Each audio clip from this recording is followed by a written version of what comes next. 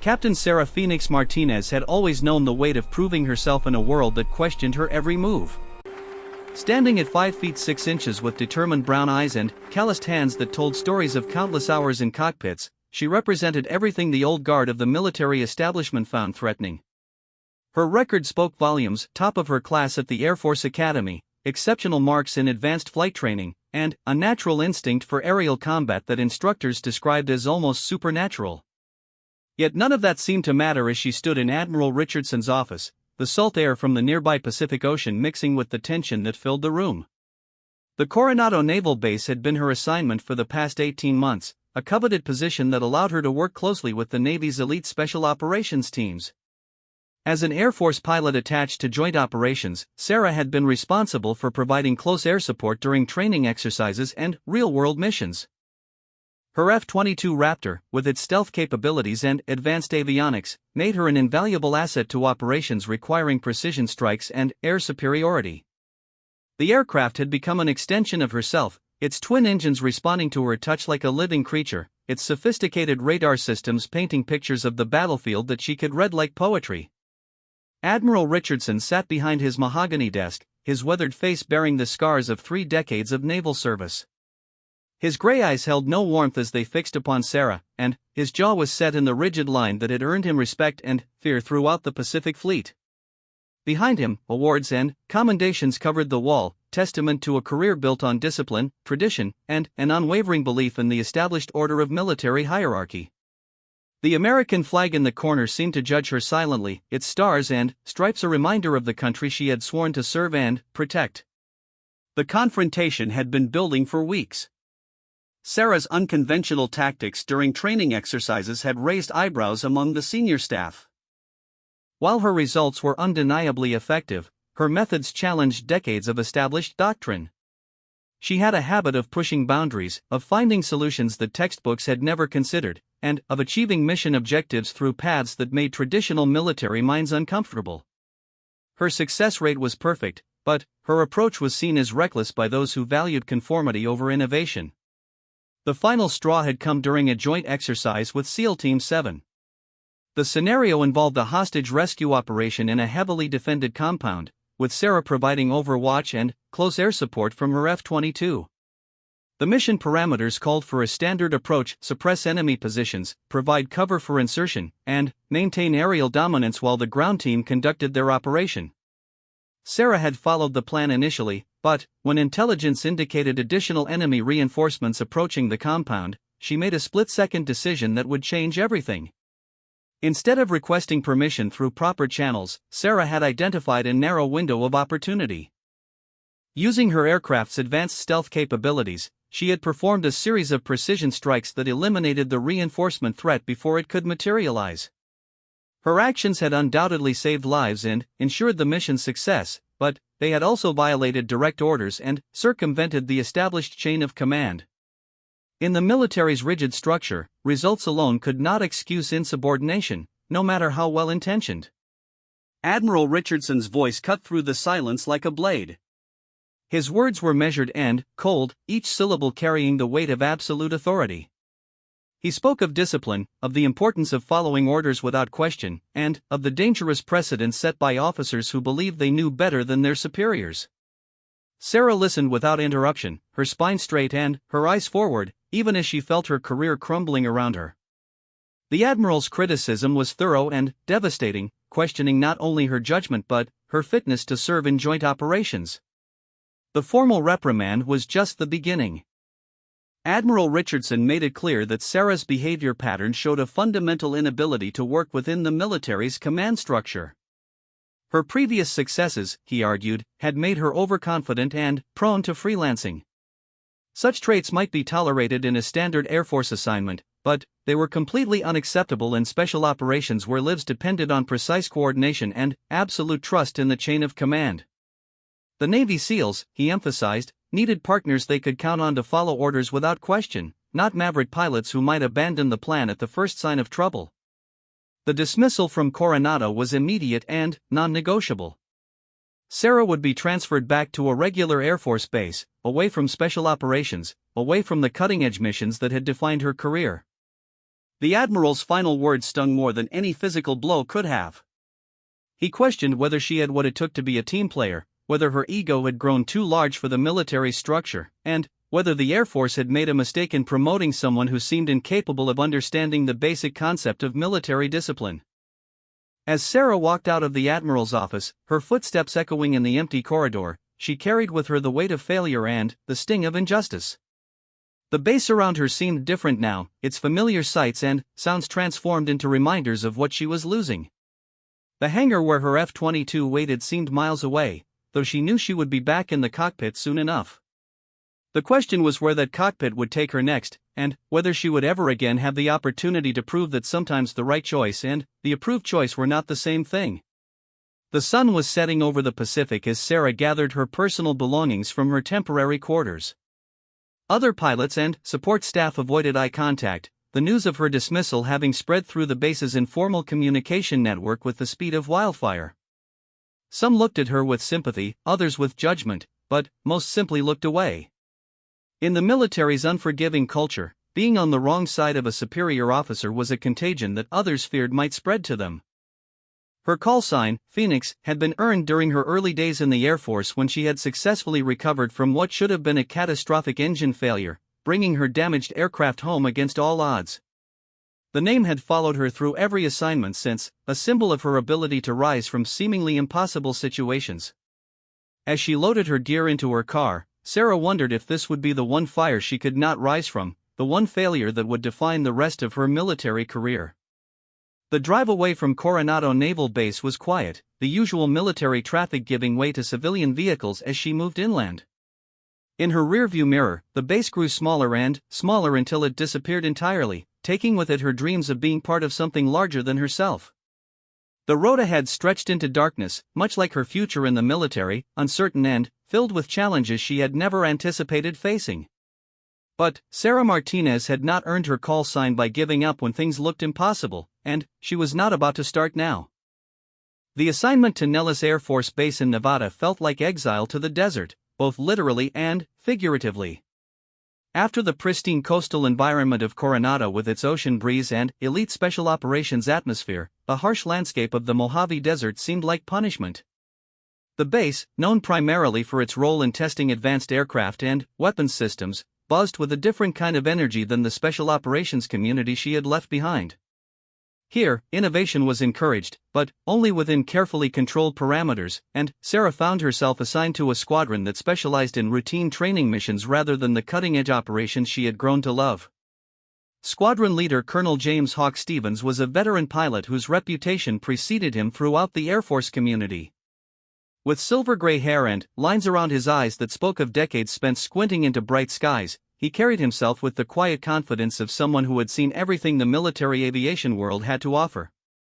His office walls displayed photographs from various conflicts spanning 25 years of service, each image telling a story of aerial victories and successful missions.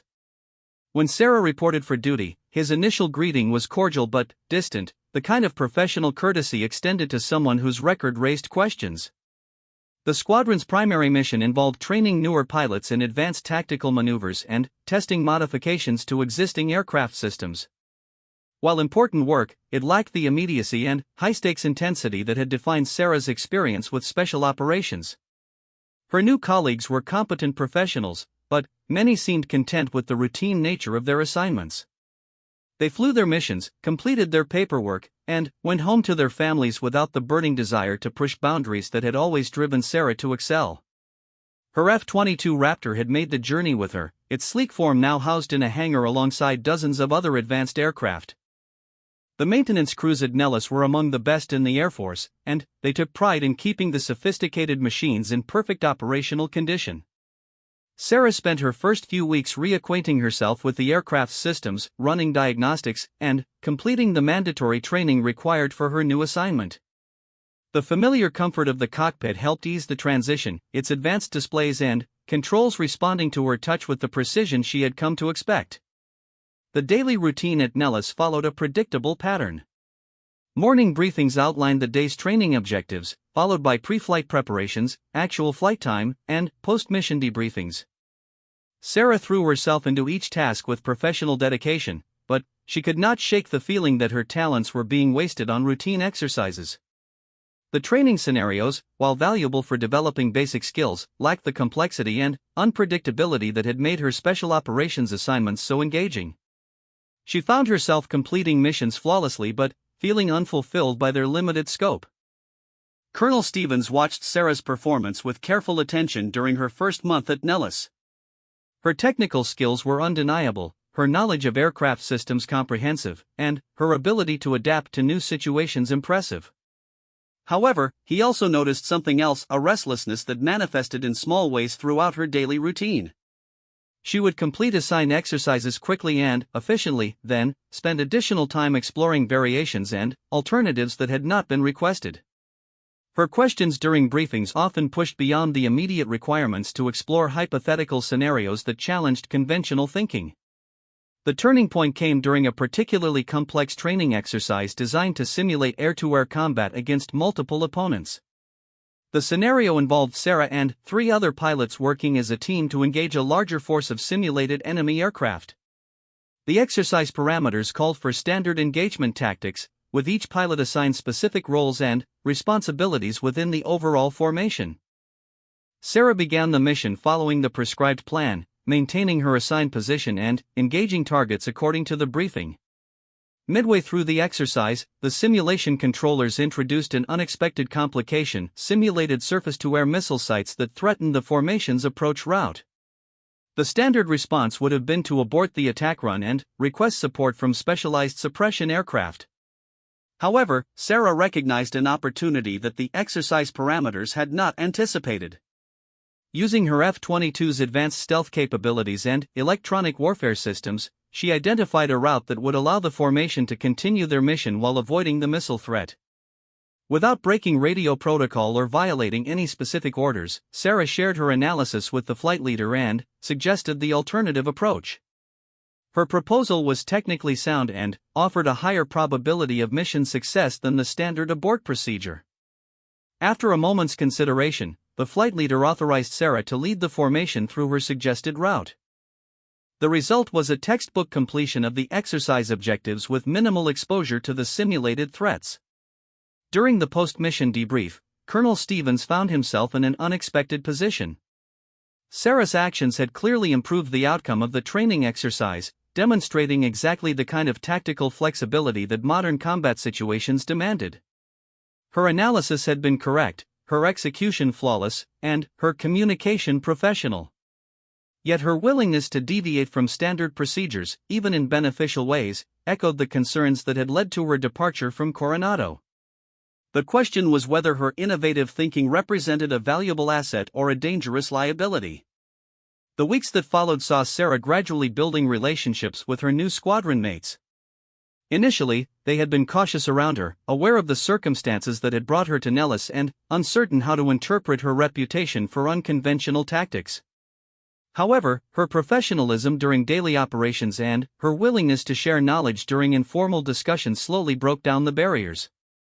She began participating in the squadron's social activities, joining colleagues for meals at the base dining facility and participating in off-duty recreational activities. Captain Mike Razor Thompson, a veteran pilot with 8 years of experience in various aircraft types, became Sarah's closest friend within the squadron. His easygoing personality and genuine interest in aviation technology made him approachable, and he seemed genuinely curious about Sarah's background in special operations. During conversations over coffee in the squadron ready room, he would ask about her experiences with SEAL teams and the challenges of coordinating air support for ground operations. His questions came from a place of professional interest rather than judgment, and Sarah found herself gradually opening up about her previous assignments. Through these conversations, Sarah began to realize that her experience at Coronado had given her insights that could benefit her new squadron. The precision required for special operations had sharpened her skills in ways that standard Air Force training had not addressed. Her understanding of ground operations, gained through months of working with SEAL teams, provided context that helped her approach air-to-air combat scenarios with greater tactical awareness. She began sharing these insights informally, discussing how lessons learned in one environment could be applied to different operational contexts. Colonel Stevens continued his careful observation of Sarah's integration into the squadron. He noted her growing relationships with other pilots and her positive influence on training exercises. Her technical knowledge was clearly valuable, and her willingness to mentor newer pilots demonstrated leadership qualities that had perhaps been overshadowed by the controversy at Coronado. However, he also remained aware that the Air Force command structure was watching Sarah's performance closely, looking for any signs that the problems that had led to her transfer might resurface. The challenge for both Sarah and Colonel Stevens was finding ways to channel her innovative thinking within acceptable boundaries. The military needed officers who could think creatively and adapt to changing situations, but it also required adherence to command authority and established procedures. Sarah's case represented a test of whether these requirements could be balanced effectively, or whether unconventional thinking would always be seen as a threat to military discipline. As the desert sun set behind the mountains surrounding Nellis Air Force Base, Sarah stood beside her F-22 in the hangar, running her hand along its sleek fuselage.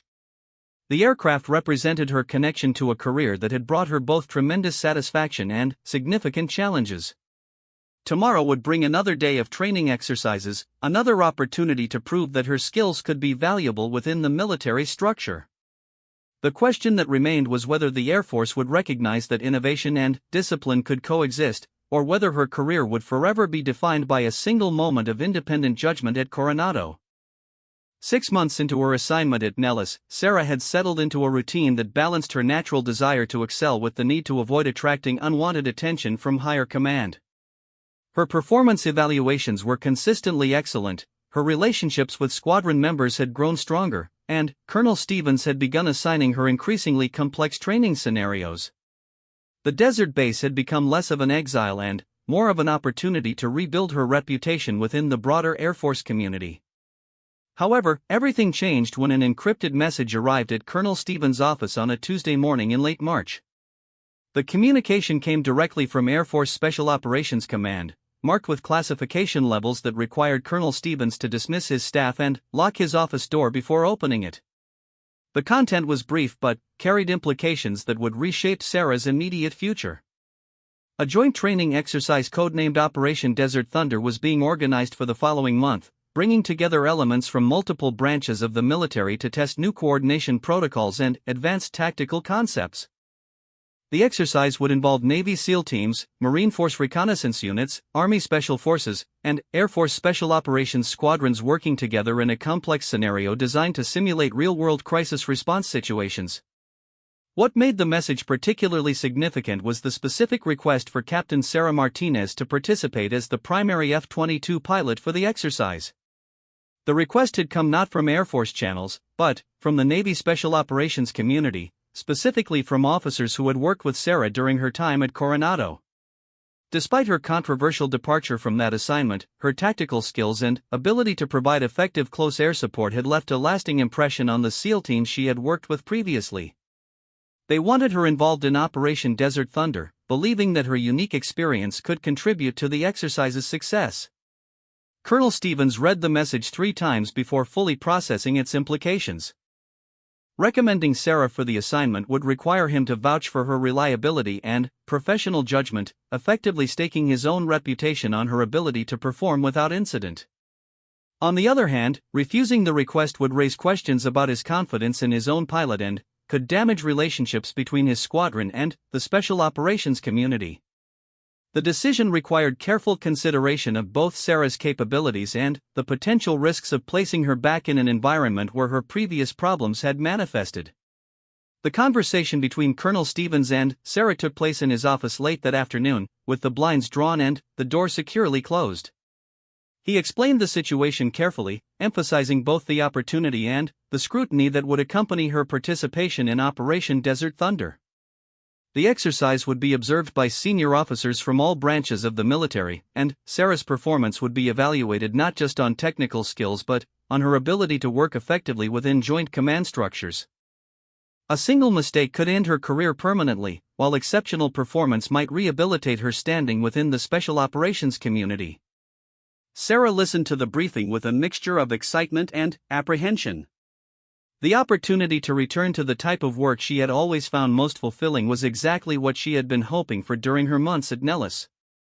However, she also understood that this would likely be her only chance to prove that the incident at Coronado had been an aberration rather than a fundamental character flaw. The weight of expectation was enormous, but so was her determination to demonstrate that innovative thinking and military discipline could coexist effectively. Preparation for Operation Desert Thunder began immediately, with Sarah receiving detailed briefings on the exercise scenario and the units she would be supporting. The situation involved a hostage rescue mission in a politically sensitive location, requiring careful coordination between multiple military specialties. Navy SEALs would conduct the primary assault, Marine Force reconnaissance would provide perimeter security, Army Special Forces would handle intelligence gathering and target identification, and Air Force assets would provide transportation, close air support, and aerial reconnaissance. The complexity of the operation demanded precise timing and flawless communication between all participating elements. Sarah's role as the primary F-22 pilot placed her at the center of the exercise's air support component. Her aircraft's advanced stealth capabilities and sophisticated sensor systems made it ideal for providing overwatch and precision strike capabilities while remaining undetected by simulated enemy forces. The mission would require her to coordinate with ground controllers, respond to changing tactical situations, and provide support to multiple teams simultaneously. Success would depend not just on her flying skills, but on her ability to process complex information quickly and make decisions that supported the overall mission objectives. The training scenarios leading up to Operation Desert Thunder were intensive and challenging. Sarah found herself working with many of the same personnel she had known during her time at Coronado, including several SEAL team members who had specifically requested her participation.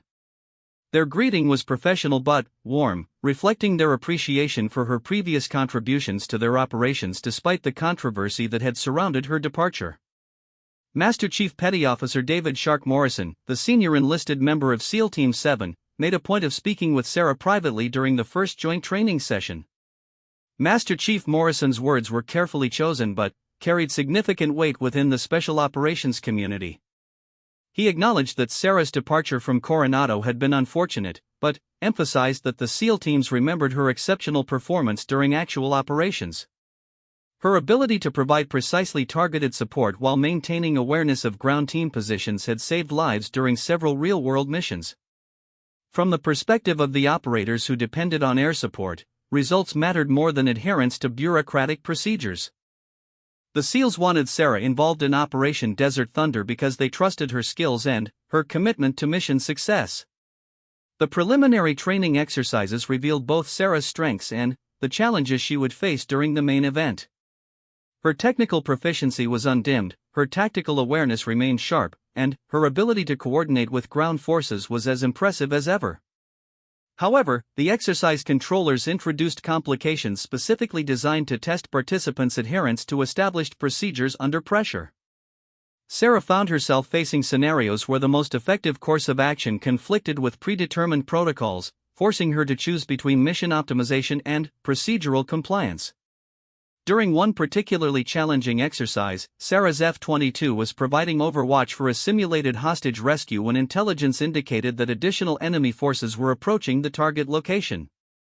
The standard protocol called for her to report the information through proper channels and await instructions from exercise controllers. However, Sarah recognized that the enemy reinforcements would arrive before the ground teams could complete their mission, potentially resulting in failure of the entire operation. Her aircraft was in position to neutralize the threat, but doing so would require her to act without explicit authorization. This time, Sarah made a different choice than she had at Coronado. Instead of taking immediate action, she transmitted the intelligence to ground controllers while simultaneously positioning her aircraft for a potential engagement. She clearly communicated her assessment of the tactical situation and her recommended course of action, then requested permission to proceed. The ground commander, recognizing the validity of her analysis, authorized the engagement within seconds of receiving her request. The result was successful completion of the exercise with all objectives achieved and all simulated hostages recovered safely. The post-exercise debrief was conducted by a panel of senior officers representing all branches of the military involved in Operation Desert Thunder. Sarah's performance was analyzed in detail, with particular attention paid to her decision-making process during critical moments. The panel noted that while her tactical recommendations had been consistently sound, her approach to command authority had shown marked improvement compared to previous incidents. Her willingness to seek authorization while positioning herself to act quickly had demonstrated both tactical awareness and respect for military hierarchy. Captain Jennifer Viper Chan, an Air Force officer serving as one of the exercise evaluators, provided feedback that would prove crucial to Sarah's future. She observed that Sarah's experience with special operations had given her insights into joint coordination that were rare among Air Force pilots. Her ability to understand ground operations requirements and translate them into effective air support was exceptional, representing exactly the kind of cross-service expertise that modern military operations required. The question was whether Sarah could maintain this level of performance under the pressure of actual combat situations rather than controlled training exercises. As Operation Desert Thunder approached, Sarah felt the weight of expectations from multiple directions. Colonel Stevens had made it clear that her squadron's reputation would be affected by her performance, while the special operations community was watching to see if their faith in her abilities was justified. Most importantly, Sarah knew that this exercise represented her opportunity to prove that the lessons learned from her mistake at Coronado had made her a better officer rather than a liability to be managed carefully. The night before Operation Desert Thunder began, Sarah performed her customary pre-mission inspection of her F-22 Raptor. The aircraft's systems all checked out perfectly, its weapons were loaded with training rounds, and its fuel tanks were topped off for the challenging mission ahead. As she ran her hands over the aircraft's smooth surfaces, Sarah reflected on the journey that had brought her to this moment. The controversy at Coronado had been painful, but it had also taught her valuable lessons about balancing innovation with discipline, about the importance of communication in military operations, and about the difference between leadership and freelancing. Tomorrow would test whether those lessons had taken root, whether Sarah Martinez could prove that Phoenix-like recovery was possible even in the unforgiving world of military aviation. The desert stars shone brightly above Nellis Air Force Base as Sarah made her final preparations, knowing that the next 24 hours would determine not just the success of Operation Desert Thunder, but the future of her military career. Operation Desert Thunder commenced at 0400 hours on a clear April morning, with participating units moving into their assigned positions across the vast Nevada training range. Sarah's F-22 Raptor lifted off from Nellis precisely on schedule, its twin engines cutting through the pre-dawn darkness as she climbed to her assigned altitude. The aircraft's advanced systems came online smoothly, painting a comprehensive picture of the battlespace through radar, infrared, and electronic surveillance capabilities. As primary air support for the operation, Sarah held responsibility for coordinating with multiple ground units while maintaining awareness of an increasingly complex tactical situation. The exercise scenario had been designed to challenge every aspect of joint military operations. Navy SEAL Team 7 was conducting a hostage rescue at a simulated terrorist compound, while Marine Force Reconnaissance provided outer perimeter security, and Army Special Forces gathered intelligence on secondary targets in the surrounding area. Each unit operated according to their specialized procedures, but success depended on seamless coordination between all elements. Sarah's role was to provide aerial overwatch, deliver precision strikes when requested, and serve as a communications relay between units operating on different radio frequencies. Commander Lisa Trident Walsh, the Navy officer serving as overall exercise coordinator, monitored the operation from a command post equipped with advanced communication and tracking systems. Her staff included representatives from each participating military branch, creating a joint command structure that reflected real-world crisis response operations. From her perspective, the exercise was proceeding according to plan, with all units maintaining their assigned positions and timelines. However, she also knew that the exercise controllers were prepared to introduce complications designed to test participants' ability to adapt to changing circumstances. 30 minutes into the operation, the first complication arose when exercise controllers simulated the arrival of enemy reinforcements at multiple locations around the target compound. Intelligence reports indicated that hostile forces were moving to surround the SEAL insertion point, potentially cutting off their extraction route and compromising the entire mission. The simulated enemy forces included armored vehicles, portable air defense systems, and sniper teams positioned to cover key approach routes. Standard protocols called for aborting the mission and withdrawing all friendly forces to prevent catastrophic losses. Master Chief Morrison, leading the SEAL team on the ground, faced an impossible choice between mission completion and force protection. His team had successfully infiltrated the compound and located the simulated hostages, but extracting them would now require fighting through significantly reinforced enemy positions. The original timeline allowed for a clean extraction before enemy reinforcements could arrive, but the simulated intelligence failure had compressed their operational window to almost nothing. Without immediate air support, the mission would fail and the hostages would remain in enemy hands. Sarah monitored the tactical communications as ground commanders assessed their options. Her F-22 sensors had detected the simulated enemy movements before they became apparent to ground-based observation systems, giving her advance warning of the developing threat. From her position at 15,000 feet, she could see the entire tactical picture with clarity that was impossible from ground level. The enemy reinforcements were moving in patterns that suggested they were responding to intelligence about the ongoing operation rather than conducting routine patrols. The critical moment came when Master Chief Morrison requested immediate air support to neutralize specific enemy positions blocking his extraction route. His transmission was calm and professional despite the pressure of the tactical situation, providing precise coordinates for 3 separate targets that needed to be eliminated within minutes to prevent mission failure. Sarah acknowledged the request and began analyzing engagement options, her F-22's targeting systems providing detailed information about each designated position. Instead of immediately engaging the targets, Sarah made the decision that would define her career rehabilitation. She contacted Commander Walsh directly, providing a comprehensive assessment of the tactical situation and her recommended engagement plan. Her communication included precise target coordinates, proposed weapons selection, estimated time for engagement completion, and analysis of potential collateral damage risks. Most importantly, she clearly requested authorization to proceed with the engagement while positioning her aircraft for immediate action upon receiving approval. Commander Walsh found herself impressed by Sarah's thorough analysis and professional communication style. The information Sarah provided was exactly what she needed to make an informed decision about authorizing the engagement, presented in a format that demonstrated both tactical competence and respect for command authority. The coordinates were precise, the weapons selection appropriate, and the timing feasible. Within seconds of receiving Sarah's transmission, Commander Walsh authorized the engagement with specific parameters and target priorities. Sarah's F-22 engaged the simulated enemy positions with precision that showcased both her flying skills and her understanding of ground operations requirements. Using the aircraft's advanced targeting systems and guided munitions, she eliminated each designated target in sequence while avoiding simulated civilian areas and friendly force positions. Her attacks were precisely timed to support the SEAL team's extraction movement, clearing their path without exposing them to additional risks.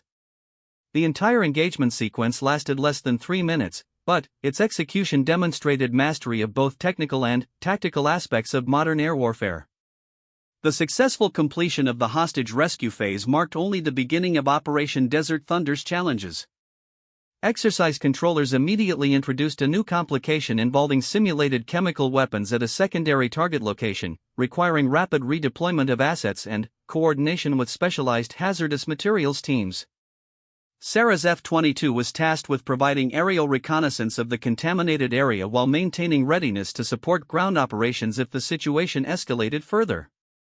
Throughout the remainder of the exercise, Sarah consistently demonstrated the lessons she had learned from her experience at Coronado. Every tactical decision was communicated clearly through proper channels, every engagement request was accompanied by thorough analysis, and every action was taken only after receiving explicit authorization from appropriate commanders.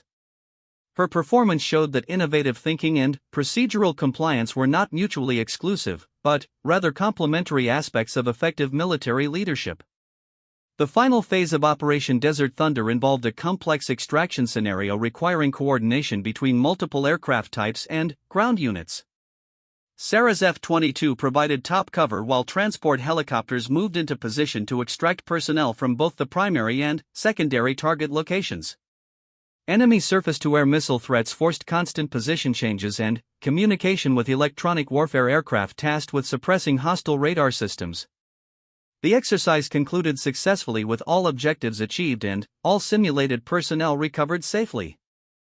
During the comprehensive after-action review conducted the following day, Sarah's performance received detailed analysis from evaluators representing all branches of the military involved in the exercise.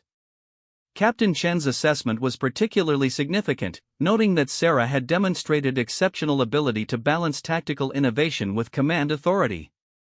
Her communications had been professional and informative, her tactical analysis accurate and valuable, and her execution of authorized missions flawless. Most importantly, she had shown the maturity to recognize when seeking authorization enhanced rather than hindered mission effectiveness. Master Chief Morrison's feedback carried special weight within the special operations community. He emphasized that Sarah's support had been crucial to the successful completion of multiple mission objectives, and that her understanding of ground operations requirements had directly contributed to keeping his team safe during high-risk phases of the exercise. From the perspective of operators who depended on air support, Sarah had proven that she could be trusted to provide exactly the right assistance at exactly the right time without compromising overall mission security. The formal evaluation report submitted to Air Force Special Operations Command contained recommendations that would reshape Sarah's career trajectory. The evaluating panel concluded that Captain Martinez possessed rare combination of technical skills, tactical awareness, and operational maturity that made her exceptionally valuable for joint special operations assignments. Her experience at Nellis had clearly contributed to her professional development, while her performance during Operation Desert Thunder had demonstrated complete rehabilitation from the issues that had led to her departure from Coronado. 3 weeks after Operation Desert Thunder concluded, Sarah received new orders that represented complete vindication of her capabilities and character. She was being reassigned to Air Force Special Operations Command Headquarters, where she would serve as a liaison officer working directly with Navy SEAL teams, Army Special Forces, and Marine Special Operations units. Her primary responsibility would be developing improved air support protocols for joint operations, drawing on her unique experience working with multiple military specialties. The assignment represented everything Sarah had hoped to achieve when she first entered military aviation, the opportunity to contribute to cutting-edge operations while helping to improve the effectiveness of American special operations capabilities. Her call sign Phoenix had proven prophetic, representing not just her ability to recover from aircraft emergencies, but her capacity to rise from career setbacks that might have permanently grounded other officers. Colonel Stevens personally delivered Sarah's new orders, along with his own assessment of her growth during her time at Nellis. He noted that she had successfully learned to channel her innovative thinking within military structures, transforming potential liability into valuable asset.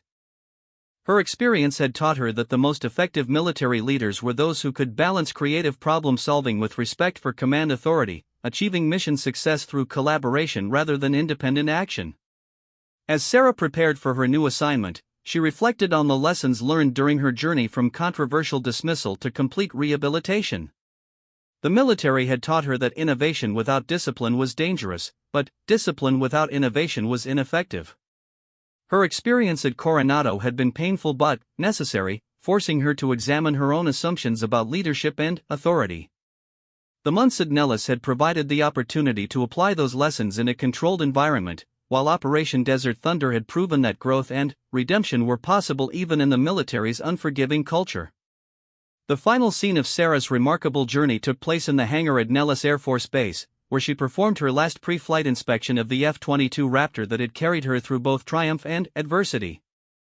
The aircraft would remain at Nellis while Sarah moved to her new assignment, but the lessons learned in its cockpit would accompany her throughout the rest of her career.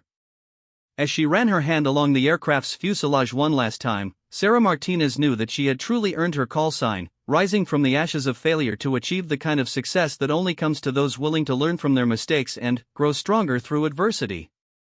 The sun was rising over the Nevada desert as Sarah walked away from the hangar, her career transformed and her future bright with possibility. Behind her, the F-22 Raptor sat ready for its next pilot, while ahead of her lay opportunities to contribute to the nation's defense in ways she had never imagined possible. The Phoenix had risen indeed, and Sarah Martinez was ready to soar higher than ever before.